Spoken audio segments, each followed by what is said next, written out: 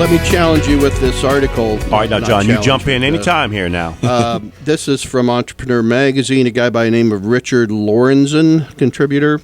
And Joe, you always say, "What's his experience? Are they just writers or whatever?" Yeah, I mean, you understand, John. He pulls this stuff from the internet, and he expects for me to agree with it all the time. So you don't have to agree with these guys. You understand? I thought everything that was written on the internet is true. Is that not? That's Hold on, only what Wayne puts on there. I got to write that down. I got to go back to my research lab. Hold on. But this guy actually started his own company 8 years ago when he was a student, it said. So what he did was... He's a businessman, He captured 10 things he wished he'd known when he started, and I don't know, it kind of resonated with me. So I thought these would be pretty good. Number one, if you don't start delegating as soon as your budget allows, you will burn out fast. That is so true. We've talked about that. And the truth is, I don't know that it has anything to do with a budget. I think it is part of your planning at the very beginning before you even get started. You have to assume you cannot do it all, and you've got to put some provisions in place to be able to take care of that. And the number one thing that I find prevents people from getting there is lifestyle creep. They start to make a little bit more money, and instead of allocating it to the next hire so that they can delegate something, they just absorb that into their lifestyle. Great point. And they don't do it, and so you got to do it from the front end. In general, they just don't hire soon enough, typically. So, how big were you when you started? How did you handle that? Yeah, we made that first move. We actually consciously made the decision to reinvest dollars when we were really small. When we were 2 people, we consciously made the decision to reinvest, to hire, to delegate, because I realized really quickly I was only good at a few things. My wife would say I'm probably not good at anything, but I think I'm good at a few things, and so that was really what I tried to focus on, was getting to just those few things. And that's not easy to do. That's easier said than done, to literally give that money to somebody else with the hopes that they're going to be able to help you bring it to another level. That's right. Did you have a partner when you started? My wife at the time, but way back, if you go back 12 years, it was my wife for 2 years before we took on other partners. Okay. Yeah, I'd forgotten that. So, number 2, what we're talking about, if I can find this again, 10 things I wish I'd known when I started. Okay, so far I'm liking this audit. So far it's easy. The guy's okay. I've got mixed emotions about the next one. Shoot for goals that are 10 times bigger and actually believe in them. I am all for that. I tell people, and I tell my family members, and I tell people that ask me about the successes that I've had, that the biggest mistake I've made is that my goals were too small. I can remember years ago, I had one goal. I saw myself with a Cadillac in the driveway and a house on the lake. That's what I saw. That was my personal goal. And unfortunately, when you get there at about 30, you look back and realize, what's next? And so you feel like, oh, I'm successful. Well, you got a long way to go after that.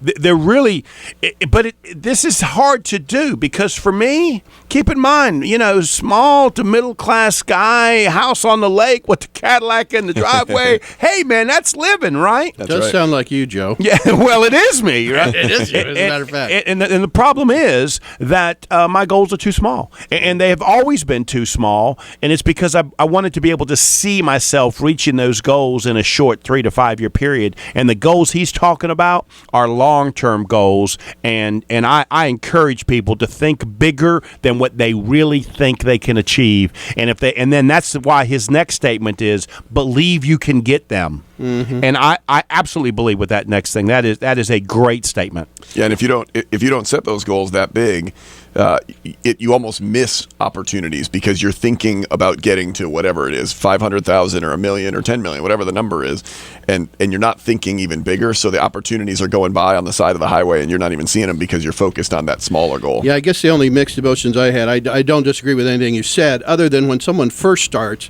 usually they've got stars in their eyes to begin with, and they think they can get somewhere quicker than they can. Yeah. I mean, we've talked. No, with clients, I hear Joe, where you're going. I mean, you and I have talked with, and I fully agree with you. I think they reach a certain point, and maybe it's just lifestyle creep. I don't know. They get too comfortable, and they ought to be thinking much bigger.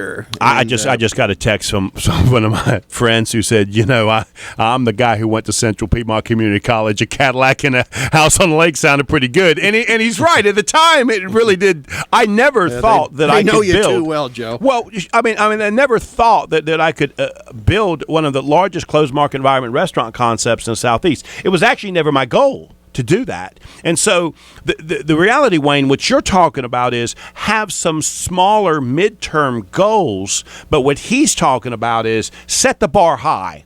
Then go ahead and set a 12-month, 6-month, 24-month goal. And it is the biggest mistake that I've made. And, that's one of the things I tell people when I talk with them now. You're not thinking big enough.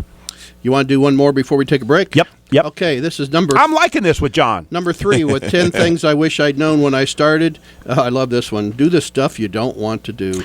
You and I both have such a big challenge with this. We have challenge talking to and advising small business people about this, and we have challenge in our own businesses. Wayne and I have been trying to, John, put together this marketing plan where we can make contact with every single accounting firm in the metro area, because we believe that's how a referral base should work, right? Yep. Well, we've had this plan to do this for over 2 years now and have never actually done it.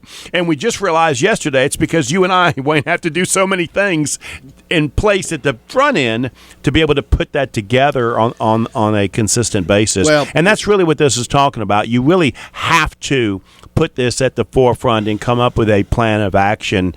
This goes back to delegating too. We need to find some people to help us do it. And I take it one step further. I think what happens is, particularly when you're a new business owner, you are so busy. You've got 150 million things to do.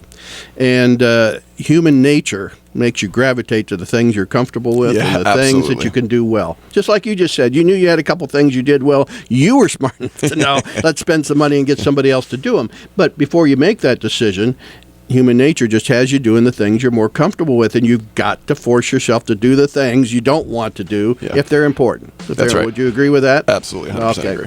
Well, and the truth is, Wayne, if you want to know the reality, you do have a boss, even when you're self-employed, and unfortunately that boss is the little noise in the back of your head saying, get that done, get that done, get that done. Number 4, there's some things you shouldn't do. We talked about doing stuff that you don't want to do, and then there's some things you shouldn't do, and I think we've kind of already covered it. But go ahead.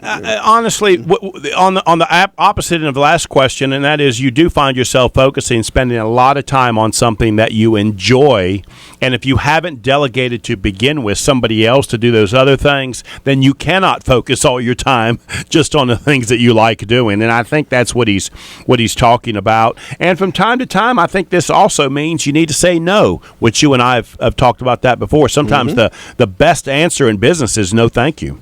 Yep. Couldn't agree more. And Hey, did you hear that? The smart fella just said he agreed with me. Did you hear that? Well, he wants to come back. I've got to come back. So stop with the bell, man. Yeah, I think the issue is pretty much, hey, we all end up, you got to end up making the coffee, you got to end up running to get your supplies and all this stuff, and eventually you're doing stuff that, you just ought to be focused more on the profit drivers rather than the task.